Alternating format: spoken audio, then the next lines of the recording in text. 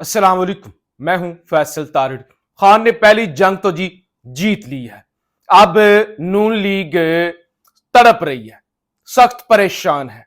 GHQ वालों के boot पकड़े हुए हैं पूरी नून लीग ने, और उन बूटों पर जबान रगड़ रहे हैं कि खुदा के लिए हमें भीख दे दें, और नारे ये लगाए जा रहे हैं कि खान का कुछ करें, खान की पीटीआई का कुछ करें, वरना हम बर्बाद हो जाएंगे, खुदा के लिए हम पर रहम करें।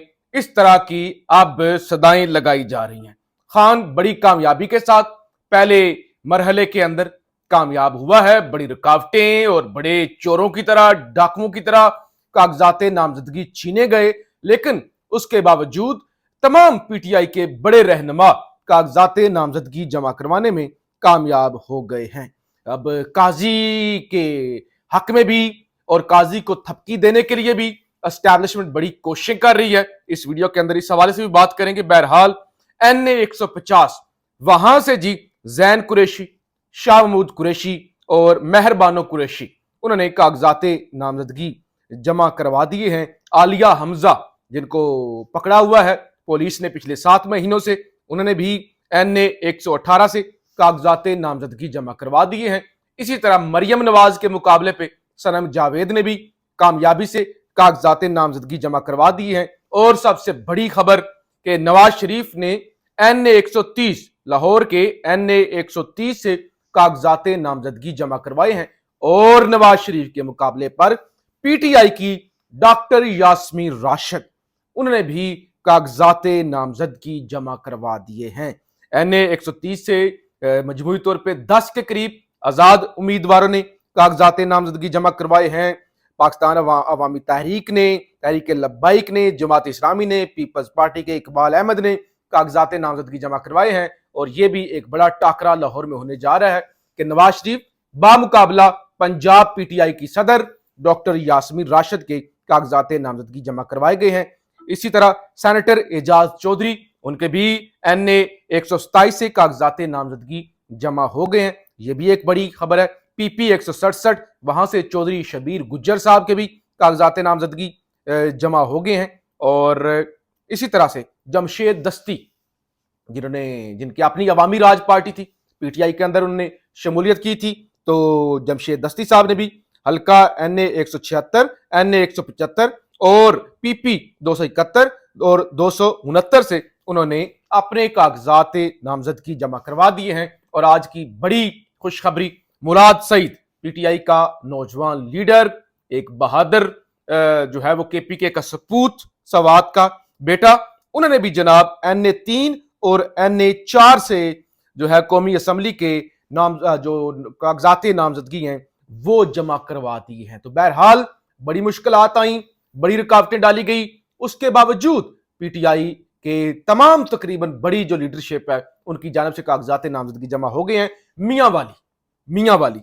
NA 89, वहां से खान के दूसरी बार दोबारा आज फिर कागजात नामजदगी जमा करवाए गए हैं, क्योंकि पहले वो कहते हैं कि बानी पीटीआई के जो तजवीज कुनिंदा थे और तायद कुनिंदा थे उनको तंग किया जा रहा था, तो इसलिए उनके अब कागजात नामजदगी नए तायद कुनिंदा और तजवीज कुनिंदा के साथ जमा करवाए गए हैं। अब जो पीटीआई की जानिब से ऐलान किया गया वो जरा सुन ले ध्यान के साथ। हमाद अजहर कहते हैं जरूरी ऐलान, तहरीक इंसाफ के तमाम उम्मीदवार जो अपने कागजात जमा कराने में कामयाब हो चुके हैं, तजवीज और तायद कुनिंदा को महफूज मकामात तक पहुंचाएं, यानी उनको महफूज रखें, कागजात की स्क्रूटनी तक उनको महफूज रखें। मुल्क में जंगल का कानून है और तहरीक इंसाफ और अवाम का खौफ एसाब पर सवार हो चुका है। यानी अब कागजात की होनी है वेरिफिकेशन, उसके लिए तायद कुनिंदा, तजवीज कुनिंदा जरूरी होते हैं, तो उनको संभाल कर रखें। अब उनको उठाया जाएगा, उनके घरों पर छापे मारे जाएंगे, तो लिहाजा वो तमाम के तमाम लोग महफूज मकामात पर जनाब मुंतकिल हो जाए। इसी तरह से आज ज़हूर इलाही पैलेस जो कि गुजरात के अंदर है, वहां पर जनाब दोबारा पुलिस पहुंची। पुलिस ने वहां पे छापा मारा और वहां पे तायद परवेज इलाही और मोनस इलाही के जो तजवीज कुनिंदा और तायद कुनिंदा थे, एडवोकेट इरफान बशीर कंग, उनको गिरफ्तार किया गया। और इस पर मोनस इलाही ने रद्द अमल दिया। उन्होंने कहा कि चौधरी शुजात हुसैन साहब के बेटों ने अपनी फुफियों को गिरफ्तार करने के लिए अपने ही आबाई खानदानी घर पुलिस भेजी। تو انہوں نے کہا یہ چودھری شجاعت حسین کر رہا ہے, ان کے بیٹے کر رہے ہیں کہ اپنی بہنوں کے گھر پر یہ لوگ چھاپے مروا رہے ہیں. اب ہو کیا رہا ہے؟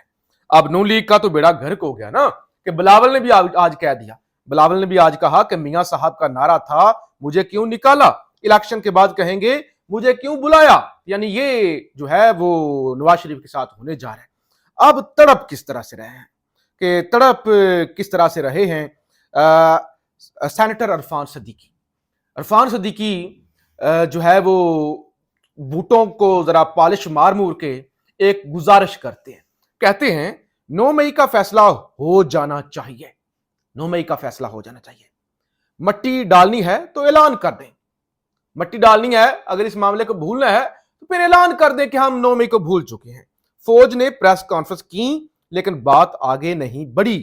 پارٹی لیڈرز سزا بھگت رہا ہے لیکن پارٹی الیکشن لڑ رہی ہے. یہ نہیں ہو سکتا, یہ نہیں ہو سکتا. لیڈر سزا بھگت رہا ہے, پارٹی کو الیکشن لڑنے کی اجازت دی جا رہی ہے. یہ زیادتی ہے نا, ایسے نہ کریں نا پاپا, یہ ٹھیک نہیں ہے نا, غلط بات ہے. 9 مئی کو بھول گئے ہیں آپ نے خود ہی ابا جی پریس کانفرنس کی تھی نا, آپ پر حملہ ہوا تھا نا ابو. کیا کیا انہوں نے آپ کے ساتھ؟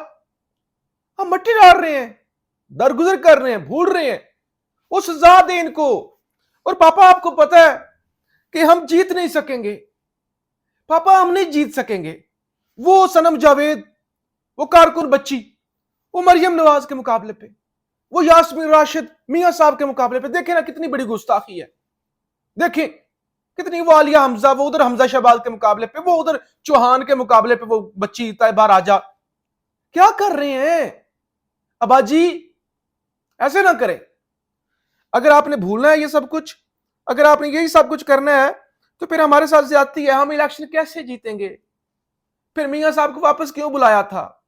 تو یہ اب منتیں اور ترلے اور وہ بوٹ پالش. خیر زرتاج گل صاحبہ یہ بھی ایک بڑی ایکٹیو پی ٹی آئی کی, اور پہلے بھی انہوں نے جیتی تھی ڈیرہ اسماعیل خان سے, ڈیرہ غازی خان سے. تو اب خبر ہے کہ ڈی جی خان سے زرتاج گل نے بھی کاغذات نامزدگی جمع کروا دی. اب اسٹیبلشمنٹ کر کے آ رہی ہے. پچھلے ویلاگ کے اندر میں نے آپ کو بتایا تھا کہ اب جس طرح سے یہ سرپرائز دیا ہے نا سپریم کورٹ نے سائفر کیس کے اندر, تو ایک مہم لانچ کی جا رہی ہے سپریم کورٹ کے ججز کے خلاف. ججز کو جو ہے نا وہ ذرا ڈرانے کے لیے, دھمکانے کے لیے کہ عمران خان کو معصوم کہہ دیا, معصوم کہہ دیا عمران خان کو, یہ کیوں کیا؟ اور دوسری طرف اسٹیبلشمنٹ قاضی کو تھپکیاں دے رہی ہے.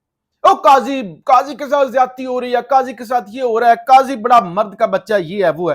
تو وہ ایک پراپر اسد طور نے بھی ایک ٹویٹ کیا ہے, وہ کہتے ہیں کہ آئی ایس پی آر کی جانب سے, باقاعدہ ایجنسیز کی جانب سے ٹکر لکھ کے خبریں بنا کے ٹی وی چینلز کو بھیجی جا رہی ہیں, اور ٹویٹر پر وہ چلانے کے لیے وہ سارا کچھ کیا جا رہا ہے تاکہ قاضی فائز کو تھپکی دی جائے, تھوڑا وہ ششکارا جائے, سپورٹ کیا جائے, تاکہ قاضی تگڑا ہو کے کھڑا ہو جائے. وہ کسی طرح سے بھی قانون یا آئین کی بات نہ سنیں یا اپنے ساتھی ججز کی بات نہ سنیں, ہمارے رہے, اور ہم اسے تاثر یہ دیں کہ دیکھو پی ٹی آئی تمہاری دشمن ہے. اور جیو نیوز نے تو ایز اٹ از جو خبر بھیجی گئی وہ لگا بھی دی. خبر ہے سپریم کورٹ کے ججز کی کردار کشی میں سیاسی جماعت سے جڑے اکاؤنٹس ملوث نکلے. انہوں نے کہا یہ جتنے پی ٹی آئی کے اکاؤنٹس ہیں وہ تو قاضی صاحب کی کردار کشی کر رہے ہیں, وہ تو قاضی صاحب پر گند جو ہے وہ اچھال رہے ہیں, وہ تو قاضی صاحب کے بارے میں بڑی جو ہے وہ گندی گندی باتیں کر رہے ہیں, اور قاضی صاحب کی بیوی کے بارے میں بھی وہ تلاشی والا معاملہ, وہ پرانا لیٹر وہ چلا رہے ہیں. تو قاضی صاحب کے ساتھ تو بڑی زیادتی ہو رہی ہے. اور یہ تو پی ٹی آئی والے ہیں ہی ایسے, یہ تو بڑے بدتمیز ہیں, تو بڑے بدتمیز ہیں. یعنی یہ سارا ایک تاثر بنا کے, ایک ماحول بنا کے قاضی صاحب کو ابھارنے کی کوشش ہو رہی ہے, ایسے ٹکر بھجوا کے ابھارنے کی کوشش ہو رہی ہے کہ قاضی غصے میں آئے, قاضی کہ ہاں یار واقعی یہ تو بڑے بدتمیز ہیں, ان کو تو نہیں انصاف دینا چاہیے, ان کے حق میں تو نہیں فیصلے کرنے چاہیے, یہ تو جو ہے نا میری اور میری فیملی کی کریکٹر اسیسینیشن کر رہے ہیں. تو بات اب یہاں تک آ چکی ہے. ادھر سے نون لیگ بوٹ پکڑ رہی ہے اور بوٹوں والے ادھر سے قاضی کو ابھارنے کی کوشش کر رہے ہیں, اور اس سارے کھیل کے اندر ساری یہ ظلم اور جبر ہو رہا ہے, اس کے باوجود عمران خان سرخرو ہو رہا ہے. عمران خان اور پی ٹی آئی مسلسل جو ہے وہ سروائیو بھی کر رہے ہیں اور وہ جھنڈے بھی گاڑتے جا رہے ہیں. پاکستان زندہ باد.